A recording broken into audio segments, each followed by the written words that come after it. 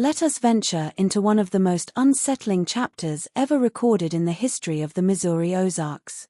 To those of you joining us, we're curious to know where in the world you're listening from. Please leave a comment with your location and the precise time you're hearing this narration. We are fascinated to learn which corners of the globe these documented stories reach, and at what hour. In the fall of 1898, the tiny settlement of Thornhill, situated on the Ozarks' western fringe, became the center of what locals would later call the Darkness. What first appeared as a simple discovery on an abandoned homestead would ultimately reveal a pattern of disappearances spanning decades, a pattern that officials in the area had either chosen to ignore or were powerless to examine. The account of the place that became known as the bottom of the world remains among the most deeply troubling documented cases from this region, despite numerous attempts to purge it from the official record. Nestled between dense woodlands and rolling hills, roughly 12 miles south of what is now Springfield, was the Thornhill settlement. This was a community sustained by timber and small-scale mining, home to fewer than 300 souls scattered across a 20-mile radius. Most families lived in considerable isolation, connected by dirt roads that turned nearly impossible to navigate after heavy rains. News traveled slowly, if it traveled at all, with the nearest telegraph office located in Springfield. Established in the 1830s by migrants from Kentucky and Tennessee, drawn by the prospect of cheap land and plentiful resources, Thornhill had become a close-knit community by 1898. Most residents could trace their ancestry directly back to the original founders. This insularity cultivated a culture of quiet discretion concerning certain local affairs, particularly those having to do with the old properties in the eastern hills. On September 15, 1898, a land surveyor named Thomas Garfield was mapping boundaries for a potential railway extension when he noticed something strange about an old well on the former Ellis property. The Ellis homestead had been deserted for nearly 15 years following the family's mysterious departure, but the well remained, partially covered by a weathered wooden platform that had rotted and started to collapse inward. According to Garfield's field notes, preserved in the Missouri Historical Society archives until 1961, when they were transferred to microfilm and later misplaced during a facility renovation, the well appeared uncommonly deep, with no visible bottom even in the full light of day. What captured his attention, however, was not the depth itself, but the peculiar acoustics surrounding it. He wrote in his journal, "When standing near the opening, all ambient sound seems to diminish, as if being pulled downward. The rustling of leaves, the songs of birds, everything becomes muted in proximity to this peculiar pit." His curiosity piqued, Garfield dropped a small stone into the well, expecting to hear it hit water. He reported waiting no less than 20 seconds without hearing any impact. Assuming the stone might have caught on the well's wall during its descent, he attempted the experiment again with a larger rock. Once more, no sound of impact reached him. Garfield, a man of science and practical experience who had surveyed countless properties throughout the Midwest, found himself growing increasingly disturbed by the well's seemingly impossible depth. He noted in his journal that the construction, while professional, was unusual. The stone lining the upper section was fitted with remarkable precision, using techniques more commonly associated with formal masonry than with typical rural well construction. That evening, Garfield mentioned his discovery to the widow who ran the boarding house where he was staying, a woman named Abigail Morton. Her reaction, as recorded in his journal, was immediate and severe. Mrs. Morton's countenance transformed entirely. She insisted I not return to that location, referring to it as the bottom of the world, a term he would later learn was familiar to longtime residents. According to his notes, Mrs. Morton refused to elaborate further that evening, deftly changing the subject whenever he tried to inquire about the well or the Ellis family. He did observe, however, that she placed a small iron token resembling a horseshoe nail bent into a circle outside his bedroom door that night. When he asked about it the next morning, she claimed it was merely an old custom and again declined to discuss the matter. The following day, despite Mrs. Morton's warning, Garfield returned to the Ellis property with rudimentary measuring equipment, a length of rope weighted with a heavy iron tool. His notes indicate he lowered the rope for more than 150 feet before running out of line, the weight never touching bottom or finding water. This struck him as impossible, given the region's known geology, where the water table typically sat at depths of 40 to 60 feet. More troubling were Garfield's observations about the surrounding area. In a 20-foot radius around the well, the ground was unusually barren. No weeds grew, no insects moved across the soil, and the very air felt different, heavier, as though reluctant to enter one's lungs, as he described it. The surveyor made a small mark on the well's stone lining at ground level, intending to check if the ground itself was gradually sinking around the opening. This detail would later prove significant. Garfield's professional curiosity soon gave way to an uncharacteristic unease. In his final journal entry regarding the well, dated September 17, he wrote, "There is something decidedly wrong about this formation. Natural explanations fail to satisfy. The darkness within seems to possess a quality beyond the mere absence of light, something palpable and aware. I find myself reluctant to turn my back to it." The surveyor left the region 3 days later, his assignment unfinished, a decision that would have been entirely out of character for a man described by colleagues as methodical to the point of obsession. His subsequent correspondence with the railway company cited only unsuitable terrain conditions as his reason for abandoning the project. What Garfield did not include in his official report, but confided to a colleague in a personal letter discovered in 1943, was that during his final examination of the well, he had distinctly heard what sounded like distant voices emanating from its depths. The voices, he wrote, seemed to be engaged in conversation, though no words could be discerned. Most disturbing was his certainty that one of the voices had called his name just as he was preparing to leave. "Not in greeting," he wrote, "but in recognition, as though my presence had been noted and recorded." The story might have ended there, an odd geological anomaly encountered by a superstitious surveyor, had it not been for what happened 6 weeks later, when a local farmer named Jeremiah Watts vanished while searching for stray cattle near the abandoned Ellis property. Watts was last seen on the morning of November 2, 1898. His wife reported that he had set out before dawn to locate 3 missing cows that had broken through a fence during the night.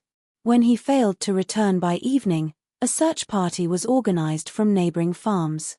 They found his rifle leaning against a tree approximately 50 yards from the Ellis Well, alongside a small tin of tobacco and a half-eaten biscuit, suggesting he had paused for a brief rest.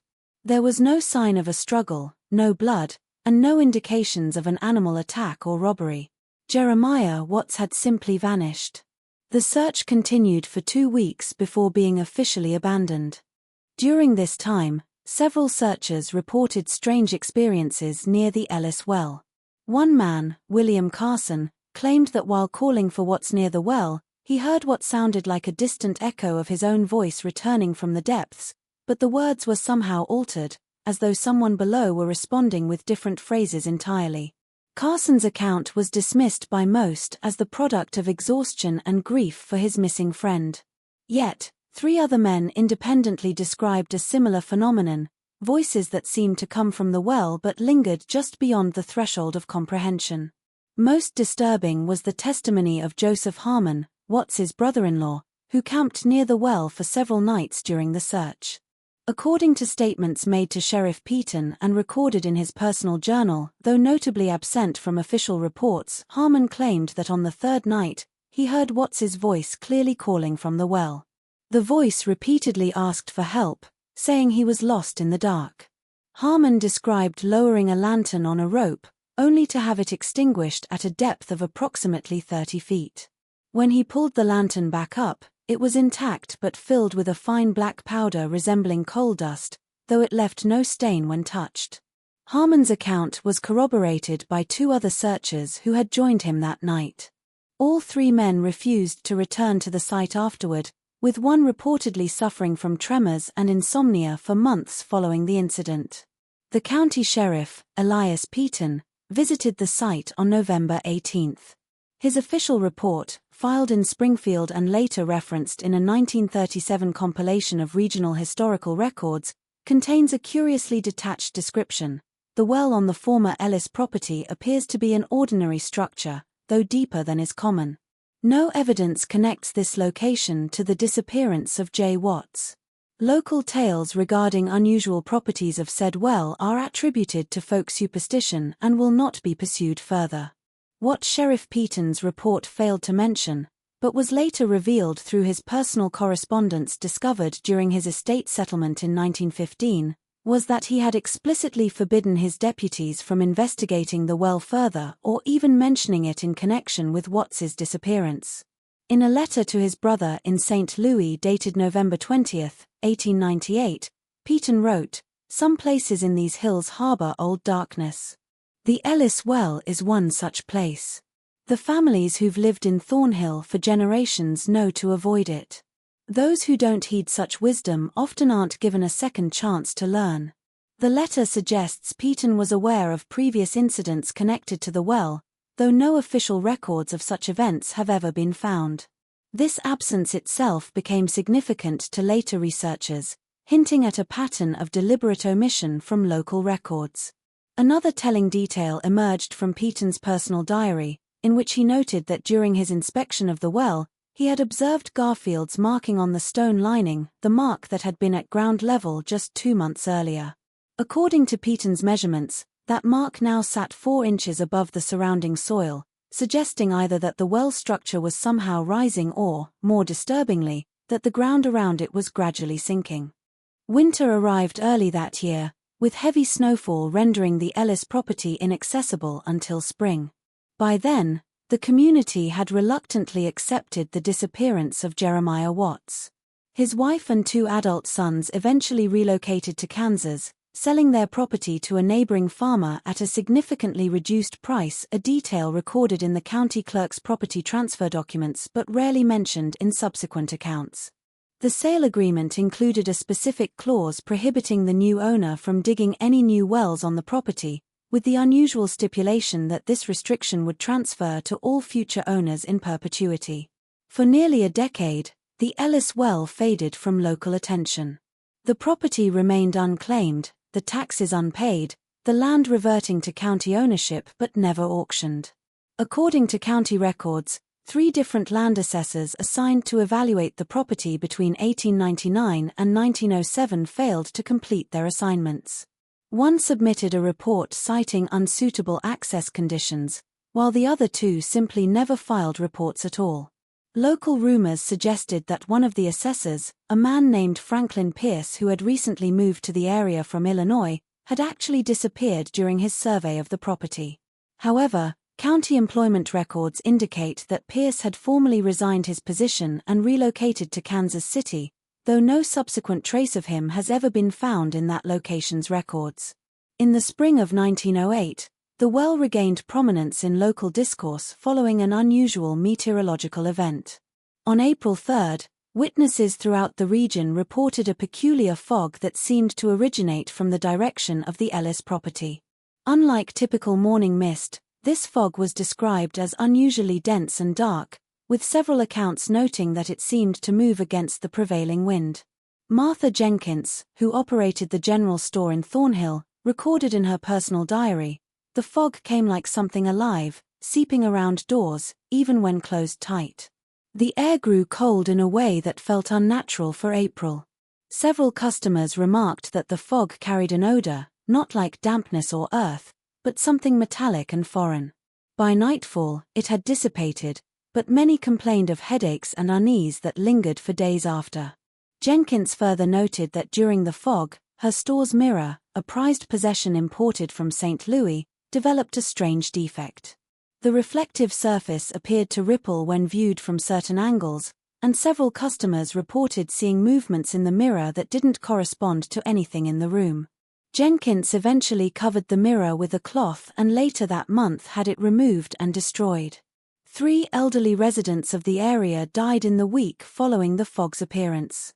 While the deaths were attributed to natural causes given the advanced age of the deceased, local physician Dr. Samuel Hawkins noted in his records that all 3 exhibited unusual symptoms before their passing.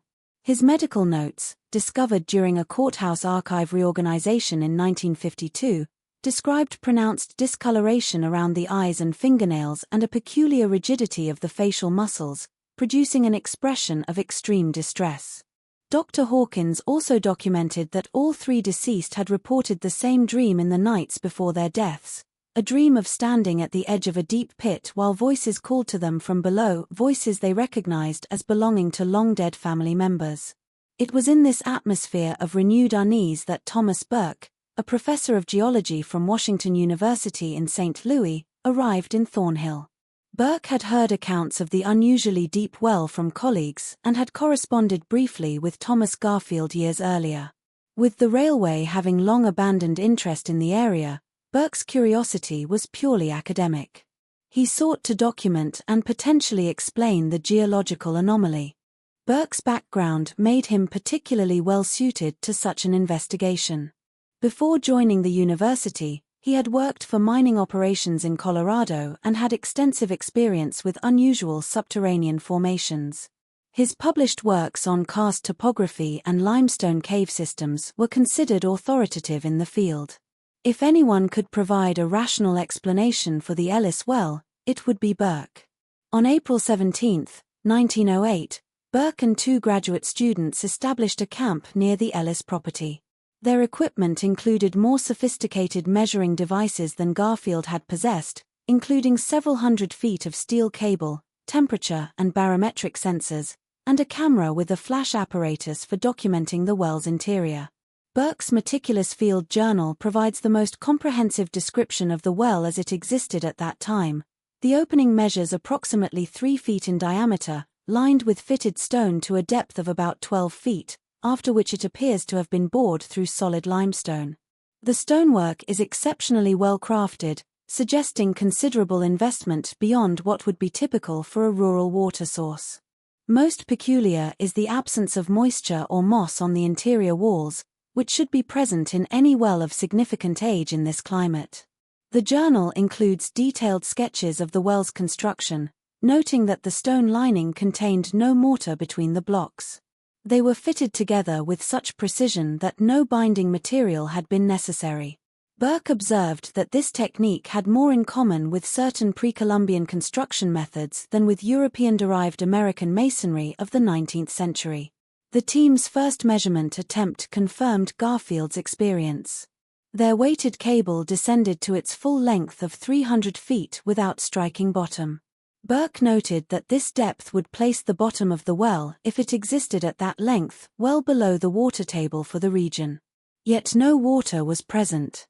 Even more puzzling was his observation that the well shaft did not descend vertically for its entire length. At approximately 80 feet, the shaft appeared to curve slightly to the east before returning to a vertical orientation. This curvature, while subtle, defied conventional well drilling techniques of the period, which could not easily create deliberate bends in a shaft of that depth. On their second day of investigation, Burke conducted acoustic tests, noting that sounds produced at the surface seemed to be absorbed rather than reflected from the depths. When one of his students played a harmonica near the opening, the notes became strangely altered, as though heard underwater or through some intervening medium that changed their fundamental properties. Burke also attempted to measure air movement within the well shaft using smoke and lightweight material suspended on threads. He recorded a consistent upward draft from the depths, a phenomenon he initially attributed to natural thermal convection. However, the temperature differential required to produce such steady airflow would have been far greater than what their instruments detected. Most concerning was his observation that the air emerging from the well contained an unusually high concentration of carbon dioxide along with trace amounts of gases his equipment could not identify. He noted that prolonged exposure to this air produced a state of mild euphoria followed by confusion and headache, effects he observed in himself and both students after their first full day of work. It was on the third day that the expedition experienced its first truly inexplicable phenomenon. Burke had lowered a thermometer into the well and was recording a steady decrease in temperature corresponding to the depth and expected finding until approximately 120 feet, when the temperature suddenly increased by nearly 20 degrees. Assuming an instrument error, Burke raised and examined the thermometer, found it functioning correctly, and lowered it again with the same result. More troubling was the discovery that their carefully measured cable now indicated different depths on successive trials. Burke wrote, "The first measurement indicated the temperature anomaly at 119 feet. The second, conducted immediately after, showed it at 137 feet. A third attempt placed it at 106 feet. These discrepancies cannot be attributed to measurement error, as we have taken extreme care with our markings." He theorized that the well shaft might somehow be in motion, expanding and contracting in a manner inconsistent with known geological processes. He noted that such movement would require enormous energy and would typically be accompanied by seismic activity, yet their instruments detected no vibrations or earth movements. That evening, Burke recorded a disturbing observation. Edwards, one of the graduate students, has been standing at the well's edge for nearly an hour, unresponsive to conversation. When finally persuaded to return to camp, he claimed to have heard voices calling his name from below. He appears rational otherwise, but insists on the reality of his experience. Preston, the second student, reports hearing nothing of the sort. Burke's journal entry continues with a clinical description of Edwards's condition. His pupils are dilated, pulse elevated. He exhibits an unusual fixation on the well, repeatedly expressing a desire to construct some means of descending into it. "I have secured our climbing equipment as a precaution and have insisted he remain in the tent. Preston will take the first watch while I document these events." Later that night, Burke added, "Edwards has fallen into a fitful sleep but speaks occasionally in what sounds like Latin mixed with some other language I cannot identify. Preston suggests it may be Greek, though neither of us is sufficiently versed in classical languages to be certain. The phrases seem to follow rhythmic patterns suggestive of ritual recitation rather than normal speech." The following morning, Edwards was gone. His bedroll had been slept in, but his boots and jacket were missing. A search of the immediate area revealed footprints leading directly to the well, then stopping. Burke and Preston spent the day searching and calling for their colleague, eventually alerting the residents of Thornhill, who assembled another search party. No trace of Edwards was ever found. Burke's journal entries become increasingly agitated following the disappearance. Preston insists we abandon the site immediately. Local residents refused to approach the well, even to assist in the search. Sheriff Adams suggests Edwards likely deserted our expedition and left the area of his own accord, an absurd proposition given that his personal belongings and wallet remained in our camp. Preston's condition also began to deteriorate, according to Burke's observations. He complains of dreams in which he finds himself descending an endless spiral staircase. In these dreams, he reports hearing Edwards calling from somewhere far below, along with many other voices speaking in unison. He has developed a nervous habit of drawing spiral patterns in his notebook, concentric circles that gradually close in on themselves. When I pointed this out, he seemed unaware he had been doing it. Burke himself reported increasing difficulty maintaining scientific objectivity. His handwriting, steady and precise in earlier entries, became increasingly erratic. He noted experiencing brief moments of missing time, during which he would find himself standing at the well's edge with no memory of having approached it. Most disturbing was his report of visual phenomena within the well shaft. When examining the opening with our electric lamp, I observed what appeared to be faint bluish lights at extreme depth, pinpoints that seemed to move in coordinated patterns. Preston could not see them. When I attempted to photograph the phenomenon, the camera's flash mechanism failed despite having functioned perfectly during testing. Burke's final entry, dated April 22, contains a troubling admission. "I stood watch until dawn while Preston slept. Twice I heard what sounded like Edward's voice emerging from the well, calling my name. The quality of the sound was wrong, hollow, as though reaching me from an impossible distance. More disturbing was its content. My name was clear, but the surrounding words formed sentences I could not quite grasp, yet filled me with profound unease. I find myself drawn to investigate further, despite every rational instinct counseling retreat." The journal ends there. According to Sheriff Adams's report filed 2 days later, Burke and Preston's camp was found abandoned. Their equipment remained, including Burke's journal, but both men had vanished. The only sign of their departure was a set of footprints leading to the well, 2 pairs this time, one matching Burke's boots and another matching Preston's, a detail not included in the official report but later revealed through Sheriff Adams's private correspondence. When examining the well following the disappearances, he discovered that the stone lining now extended 18 inches higher above ground level than when Burke had first documented it. The surrounding soil appeared to have subsided, creating a slight depression with the well at its center. Adams also reported finding a strange symbol carved into one of the stones near the top of the well, a spiral pattern identical to those Preston had been drawing in his notebook. The carving appeared fresh but contained an unusual residue that Adams described as similar to ash, but oily to the touch. The disappearance of 3 educated men from a respected university created brief interest from authorities in Springfield. A more thorough investigation was promised but ultimately proved superficial.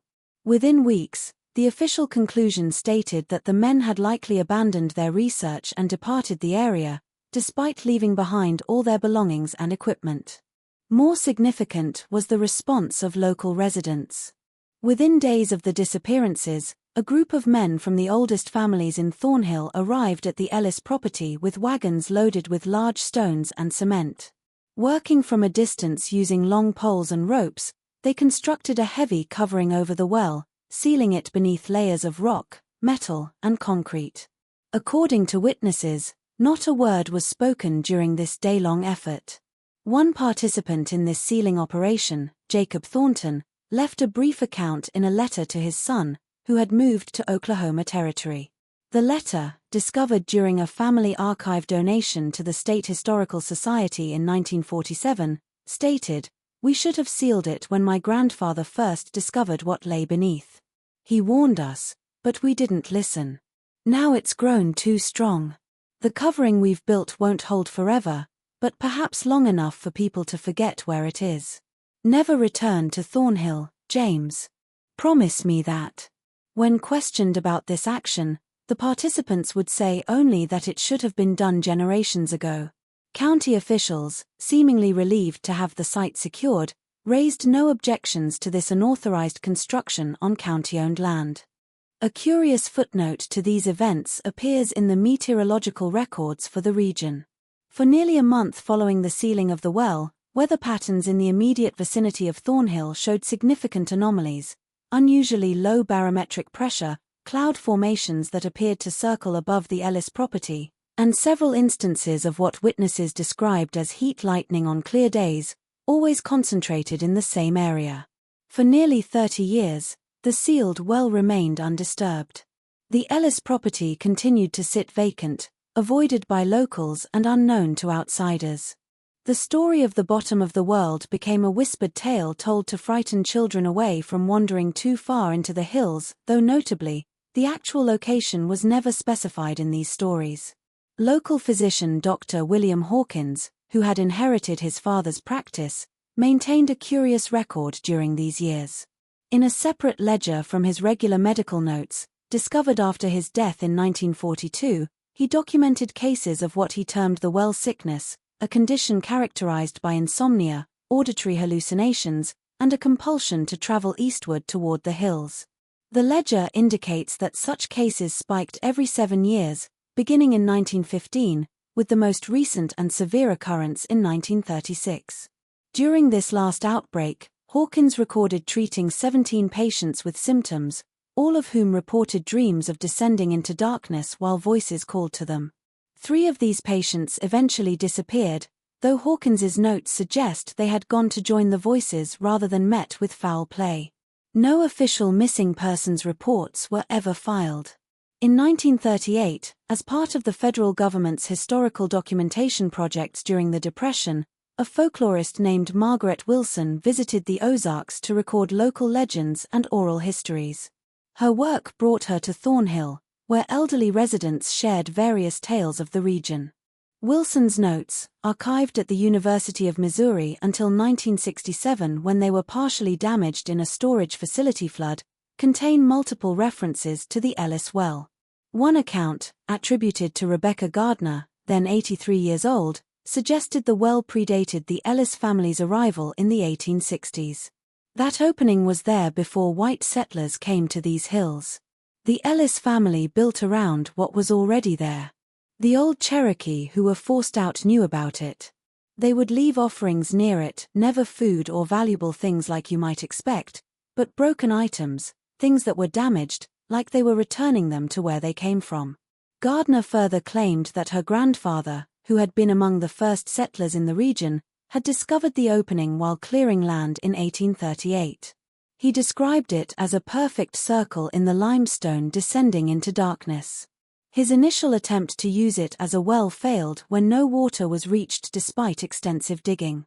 According to family lore, he eventually covered the opening with heavy stones after several of his livestock disappeared in its vicinity. Another resident, James Thornton, provided a different perspective. My grandfather helped dig that well in 1848. He said they hit something strange about 50 feet down, not water or rock, but a void that seemed to continue endlessly. They were prepared to abandon the project, but Martin Ellis insisted they continue. Ellis would sometimes spend hours just staring down into that darkness. After his wife died in 52, he became obsessed with it. Some said he believed he could hear her voice coming from below. Thornton also recounted a disturbing incident from his childhood in the 1870s. I was about 10 years old when Pa took me to the Ellis place on some business. While the men talked, I wandered toward that well. There was a wooden platform over it then, but with cracks between the boards.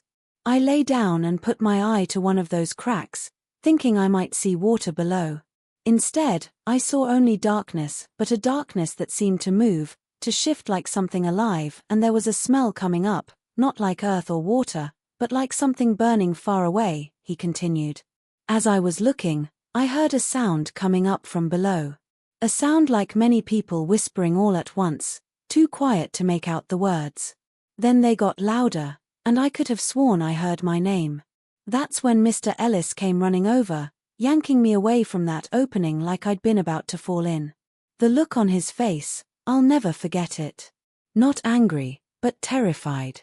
He told my father to take me home immediately and never bring me back. One might typically attribute the inconsistencies in these oral accounts to the natural erosion of memory over time. However, Wilson documented a peculiar consistency that ran through all the tales. Every storyteller refused to speak of the well after sunset, and each made the same distinctive gesture, a circular motion concluded by a downward sweep of the hand whenever it was mentioned. Wilson's interest in the well grew, especially after she found no official documentation explaining the Ellis family's sudden departure from the region in the 1880s. County records indicated that property tax payments had stopped abruptly in 1883, yet there was no deed of sale or transfer of ownership ever filed. In her private diary, Wilson observed, "The residents' unwillingness to discuss the fate of the Ellis family is remarkable. When questioned further, they provide only nebulous allusions to a family tragedy or propose that the household moved to California. Yet, there exists no supporting evidence for either scenario. Most revealing is how conversations about the family always, almost imperceptibly, turn to the well, though the locals don't appear conscious of making this link." According to her field notes, Wilson tried to find the sealed well in June of 1938. Several inhabitants gave her intentionally false directions, leading her to different abandoned homesteads scattered across the hills. When she continued her pursuit, the town's aging physician, Dr. William Hawkins, son of the previously mentioned Dr. Samuel Hawkins, told her bluntly, "Some things are buried for good reasons, Miss Wilson. Some histories shouldn't be unearthed." Unyielding, Wilson eventually secured the help of John Bedford, a man in his 70s who stated that his brother had participated in sealing the well back in 1908. Bedford consented to show her the location but would not go near it. From roughly 50 yards away, He indicated an artificial-looking mound of stones, now partly reclaimed by undergrowth. Bedford shared a chilling detail absent from all official records. After they sealed it, they posted a watch for 3 days and nights. On the third night, the concrete cracked clean across, and a sound came up from below, like a long, slow exhale. That crack is still there, though you can't see it from here. Every few years it gets a little wider. Wilson's notes describe what transpired next. Mr. Bedford remained by the road while I approached the mound. The concrete cap remained largely intact, though it was marked by substantial cracking. The earth surrounding it was unusually dark and barren. No weeds or moss grew for several feet in every direction. She continued, as I moved around it, taking photographs, I became conscious of a strange silence. The woods, which had been alive with birdsong just moments before, had fallen completely quiet. The concrete seal is approximately 8 feet across and rises about 2 feet above the ground, which slopes downward toward it, forming a shallow, bowl-like depression. Its surface shows signs of numerous repairs, with patches of fresher cement covering what looks like a network of cracks all emanating from a central point. The most alarming entry in Wilson's journal, dated June 12, 1938, states, "While inspecting the sealed opening, I clearly felt vibrations under my feet, as if something far below was moving. Pressing my ear to the concrete against Mr. Bedford's frantic protests from a distance, I detected what could have been the noise of rushing air or far-off water. But underneath that was something else, a rhythmic pattern that bore an unsettling similarity to human speech, though no specific words could be made out." Wilson left the area soon after, her work seemingly concluded. Her official report for the Federal Writers' Project makes no reference to the Ellis Well or the strange occurrences she detailed in her private notes. It concentrates instead on benign local customs, quilting designs, folk medicine, and seasonal celebrations. However, correspondence with a colleague at Columbia University, unearthed during an archival review in 1960, reveals her enduring obsession with what she had found. In a letter from September 1938, she wrote, "I cannot dismiss the feeling that something ancient and malevolent lives beneath that sealed opening. The persistent avoidance behavior displayed by generations of locals, from different cultural lineages, points to an acknowledged peril that goes beyond simple superstition. I keep thinking about Thomas Burke and his students, and what they might have witnessed in their final moments." She went on, "Most troubling is the pattern I've detected in the historical record, not what is there, but what is missing. Official documents relating to the well and the Ellis family show unmistakable signs of having been selectively removed. When comparing county records from before and after 1883, entire sections have been cut out, sometimes crudely. This indicates a concerted attempt to erase certain events from history, an effort that seems to have persisted for decades." Wilson never went back to the Ozarks. Her later research centered on New England folk traditions, with no further discussion of her Missouri experiences. Upon her death in 1954, her personal documents were given to a university archive, where they stayed mostly unnoticed until the historian Robert Chambers found them while researching a book on Depression-era folklore studies. A strange addendum to Wilson's work emerged in 1957, when a Springfield newspaper printed a short piece about an elderly woman discovered wandering in the woods near the old Thornhill settlement. The woman, who called herself Margaret Wilson, though no relation to the folklorist was ever confirmed, said she had been lost in the dark for a very long time. She could not explain where she had been or what she had been doing and showed signs of exposure and malnutrition, despite being found in warm conditions. The article noted she was transferred to a state facility for assessment, with no follow-up stories ever published. Chambers grew deeply interested in the Ellis Well after discovering Wilson's photographs of the sealed cap.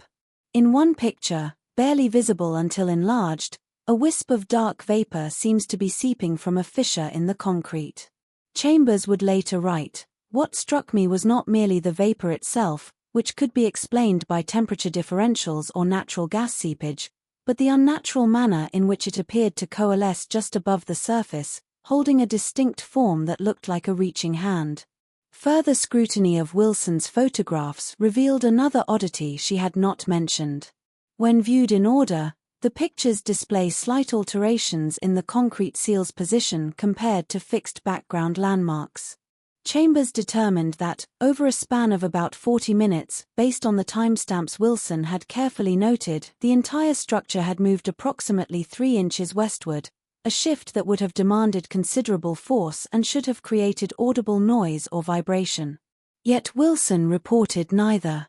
In 1962, Chambers journeyed to the Ozarks, hoping to find the well site and document any changes since Wilson's visit 24 years prior. The terrain, however, had been profoundly transformed. The post-war growth of Springfield had pushed development into once rural areas. New roads sliced through the hills, and large swathes of forest had been cleared for housing. After days of searching and consulting with local authorities, Chambers learned that the Ellis property had been bought by a development firm in 1957. The area had been bulldozed for a new subdivision, though construction had inexplicably halted after the initial clearing. Chambers found Harold Winters, a heavy equipment operator who had worked on the site. Winters recalled, "We were told to level that whole section, clear the trees, get rid of any old structures. We came across this big concrete cap. Nobody knew what it was for, maybe an old cistern. The foreman told us to break it up and fill in whatever was underneath." According to Winters, demolishing the concrete revealed an opening that seemed to descend indefinitely. Workers lowered a lantern on a rope but couldn't see a bottom. More worrying was the impact the open well had on the crew. "Nobody wanted to get near it," Winters told Chambers. "Made you feel wrong somehow. Dizzy, disoriented. 2 men quit that same day. The rest of us refused to work within 50 feet of it. The foreman finally decided to fill it in. We dumped truckloads of rock and dirt down that hole for hours.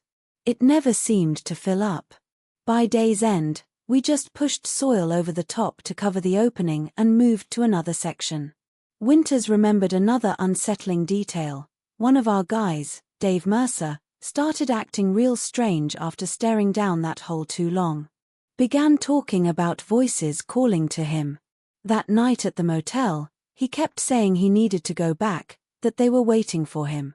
Next morning, he was gone. Left all his stuff behind. The police report said he probably just quit and moved on, but none of us believed that."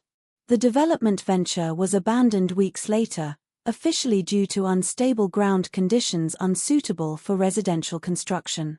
The land sat vacant until 1960, when the county purchased it for a proposed water reservoir. That project was also eventually scrapped after engineers reported anomalous geological features that would prevent water retention.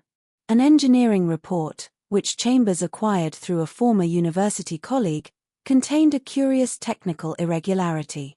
Soil density tests performed across the site yielded normal results, except for one circular zone about 60 feet wide where the equipment registered readings consistent with a void or extremely low-density material extending to an immeasurable depth.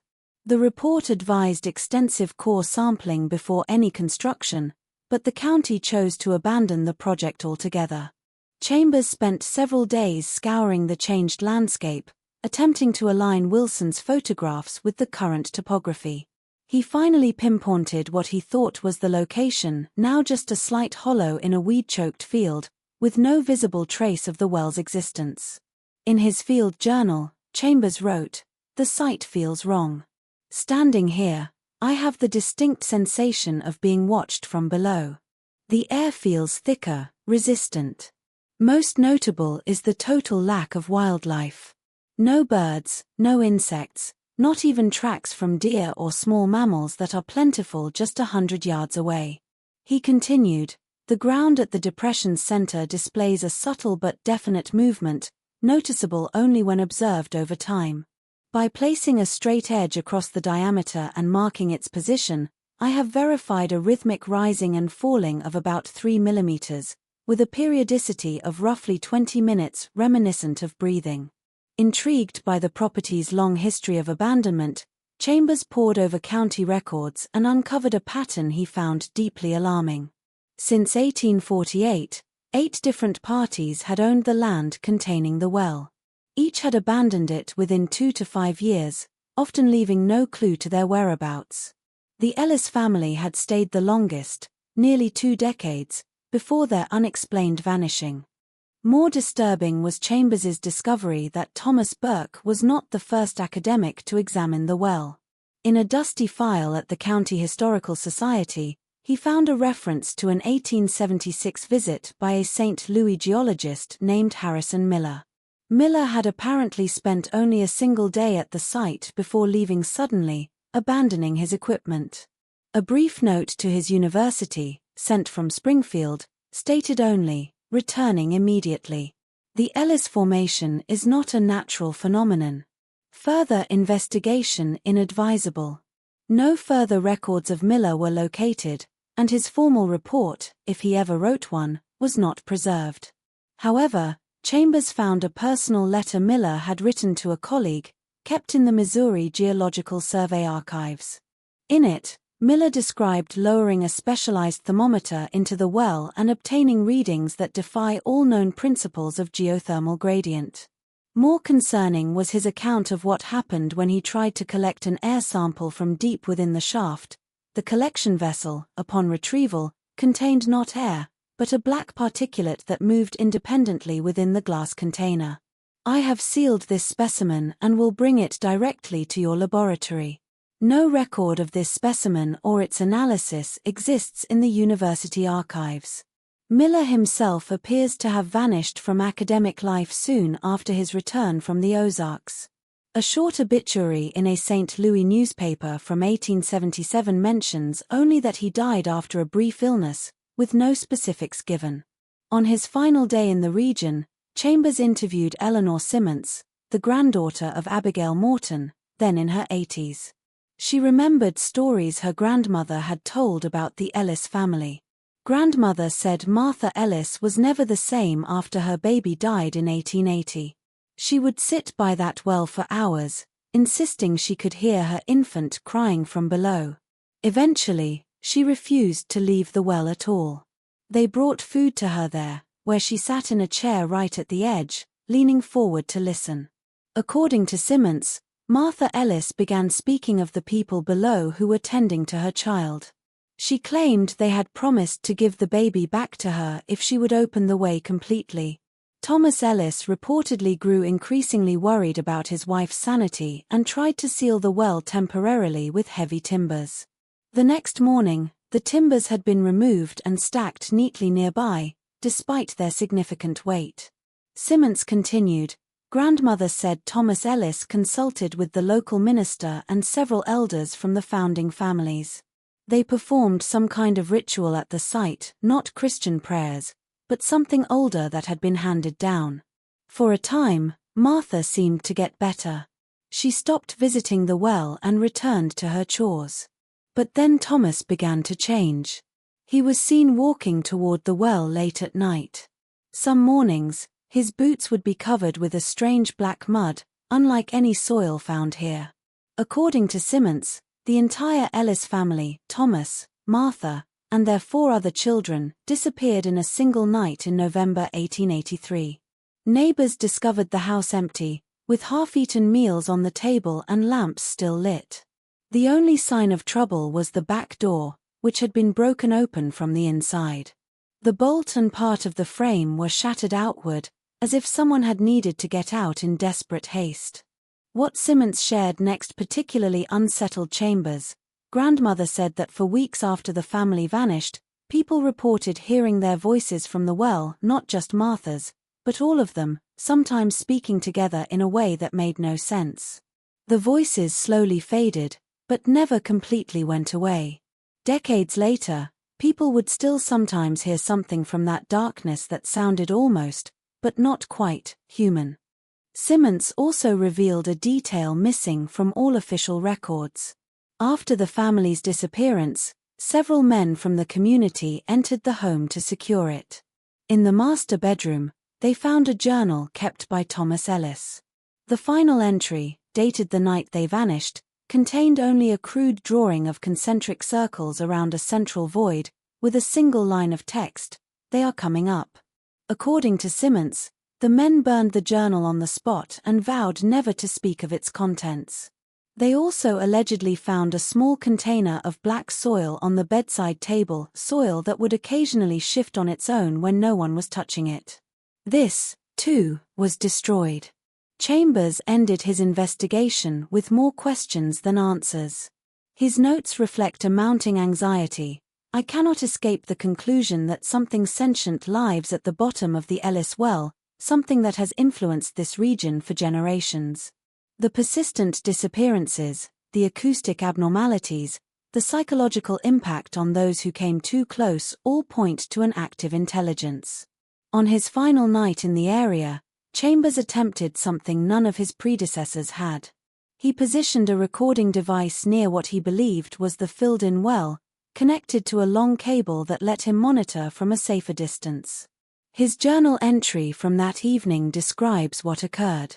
At approximately 11:17 p.m., the recording equipment began to malfunction. The reels kept turning, but the sound level indicators fluctuated wildly.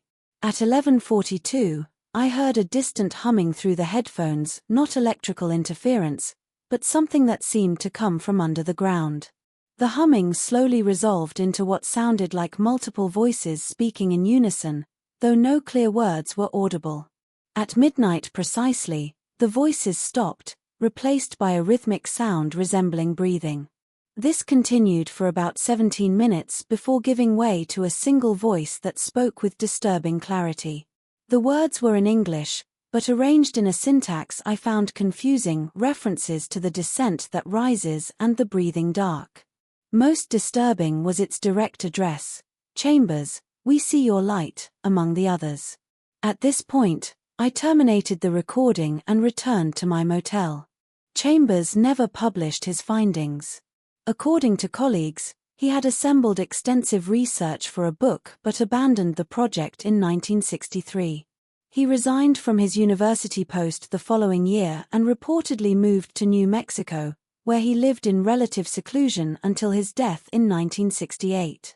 Dr. Alan Foster, a former student of Chambers who helped manage his estate, later reported discovering hundreds of pages of notes on the Ellis Well, along with a partially completed manuscript titled The Breathing Dark. According to Foster, the manuscript started as an academic study of folklore and geology but increasingly incorporated Chambers's personal experiences and theories, many of which stretched scientific plausibility. Most concerning to Foster was a collection of small soil samples Chambers had kept in sealed glass vials, each labeled with dates and precise coordinates from the well site. Foster reported that under a microscope, the soil contained unidentifiable organic structures that appeared to be in constant, slow motion despite their isolation and the lack of any conventional energy source. Following university protocol for unknown biological materials, the samples were incinerated. The land where the Ellis Well once stood was eventually absorbed into the Mark Twain National Forest in 1965. Current forestry maps designate the area as an unremarkable section of woodland with no special markings or limitations. If any remnant of the well persists, it has been reclaimed by nature and forgotten by nearly everyone. In 1968, just months before his death, Robert Chambers sent a sealed package to the Missouri Historical Society with instructions that it remain unopened for 50 years. When it was finally examined in 2018, it contained his complete research on the Ellis Well, including Wilson's photographs, transcribed interviews, and his own meticulous notes. Among the materials was a hand-drawn map indicating the well site's exact location relative to permanent geographical features, specific rock formations, bends in a creek, and distinctive trees. A note attached to the map read simply, "For those who need to know where not to look." The package also held a journal of observations Chambers made during his final weeks in Missouri. The entries describe his growing conviction that something was following him, not a person, but but a presence he felt most strongly after dark. He noted instances of finding black soil in his shoes each morning, despite having cleaned them thoroughly the night before. Most alarming were his accounts of dreams in which he found himself descending an endless spiral staircase while voices called up to him from below, dreams identical to those Preston had described in Burke's journal 54 years earlier. Most unsettling of all was a small audio reel included with the materials. An accompanying note explained that Chambers had placed a recording device near the filled-in well site for 24 hours in 1962. For the majority of the recording, only natural forest sounds are audible. But approximately 4 hours in, during what would have been the deepest part of the night, a sequence of sounds emerges that defies easy explanation. The recording captures what seems to be multiple voices speaking at once, some distant, others frighteningly close to the microphone. The words are unclear but convey a sense of conversation or recitation.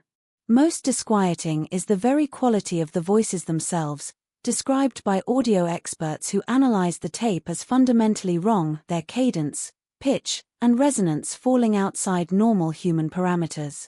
Between these vocalizations are long stretches of what Chambers called the breathing of the well, a rhythmic inhalation and exhalation that slowly grows in intensity throughout the recording. The tape's final minutes contain only silence, broken by a single, clearly spoken phrase uttered very close to the microphone. The voice does not resemble Chambers's and speaks words that remain the most chilling aspect of the entire Ellis Well mystery: "We are still descending."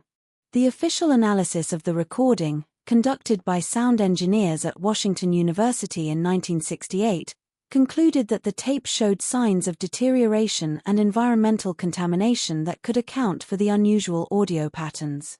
They proposed that what listeners interpreted as voices and breathing might simply be wind through trees, distant animal noises, and the natural settling of the forest at night. This explanation met institutional requirements but fails to address one critical detail noted in the technician's actual report. The recording exhibits frequency patterns that do not correspond to any known natural or man-made sound source in our reference library. Of particular concern is the final vocalization, which contains harmonics impossible to produce through conventional human speech. The package also contained a series of newspaper clippings Chambers had gathered, documenting a pattern he believed was linked to the well. Between 1908 and 1962, at least 27 people had vanished in the general area of the former Ellis property. In each instance, the disappearances were ascribed to commonplace explanations: people moving away quietly, potential crime victims, or simply those lost in the wilderness. Yet Chambers had meticulously charted these incidents, revealing a distinct clustering around the well site, with the frequency increasing over the years. His final note attached to these clippings reads, "The seal is failing. What was once contained is finding new ways to reach the surface. Those who hear the voices are merely the ones we know about." In 2019, a small team of environmental researchers performing a soil survey in the Mark Twain National Forest reported unusual findings in a remote section matching Chambers's map coordinates for the well site. Their equipment detected what they termed a significant subsurface anomaly, a cylindrical void extending far deeper than their instruments could measure. Soil samples from the area contained high levels of an unidentified carbon compound alongside trace minerals usually found only in deep geological strata. The team's request for additional funding was denied, their preliminary findings dismissed as a probable instrument malfunction. The report was filed without further action, though one team member later reported having recurring dreams of descending stairs and hearing far-off voices call his name. He asked for a transfer to a different project, citing personal reasons. Today, the place once known as the bottom of the world has been lost to time and progress. The Thornhill settlement exists only in historical archives, absorbed by the spread of larger towns. Few living souls recall the tales of the Ellis Well, and even fewer could pinpoint its original location. But something remains. Forestry workers occasionally report unusual dead zones in the Mark Twain National Forest, circular areas where plant life refuses to grow and animals will not enter. Hikers sometimes speak of spots where sound seems to die, where voices don't carry, and where an inexplicable sensation of vertical vertigo can overwhelm even seasoned outdoorsmen. And there are whispers of something worse. Accounts from campers who have spent nights in certain remote sections of the forest, who claim to have heard voices emerging from the ground beneath their tents. Voices that sound almost, but not quite, human. Voices that seem to know their names. Local residents who maintain ties to the region's old families observe a curious tradition. When hiking in the eastern hills, they carry small tokens made from bent iron circles, similar to the one Abigail Morton placed outside Thomas Garfield's door in 1898. They avoid making camp in low-lying areas where the earth feels too soft, and they never, under any circumstances, dig deeper than absolutely necessary for a campfire. Most telling is the advice given by old-timers to newcomers exploring the region: if you hear something calling from below, don't answer. If you feel the ground breathing beneath your feet, move elsewhere. And if you ever find a place where the world seems to drop away into darkness, mark it well, not to find it again, but to ensure you never return. The Missouri Ozarks keep many secrets beneath their ancient hills. Most have been forgotten, some deliberately buried, others sealed away by those who understood the peril they represented. But as Thomas Burke discovered in his final days of investigation, some depths can never be truly closed once they have been opened. The darkness that waits at the bottom of the world possesses a patience that exceeds human comprehension. It measures time not in years or lifetimes, but in the slow wearing away of stone and concrete. It calls. It waits. And occasionally, when conditions align, when someone wanders too close to a place they should not be, it reaches up to reclaim what it considers its own. A final note found among Chambers's papers, apparently written just days before he sent his research to be sealed away, offers perhaps the most disturbing perspective on the Ellis Well phenomenon. What we perceive as a well, a downward shaft into darkness, may be something else entirely when viewed from the other side. What if it is not a descent, but a passage? Not a well, but a door. And what if that door, for so long kept closed by those who understood its danger, is slowly, but inexorably, opening once again? The questions Chambers posed remain unanswered. The Ellis Well, if it still exists in any form, continues to guard its secrets. But occasionally, in the deepest parts of the Mark Twain National Forest, hikers report a peculiar sensation, a moment when the ground beneath their feet seems to shift slightly, as though taking a breath. And in that moment, if they listen very carefully, they might hear something rising from far below. A sound like distant voices calling names they shouldn't know, inviting them to descend into a darkness that has been waiting for a very long time.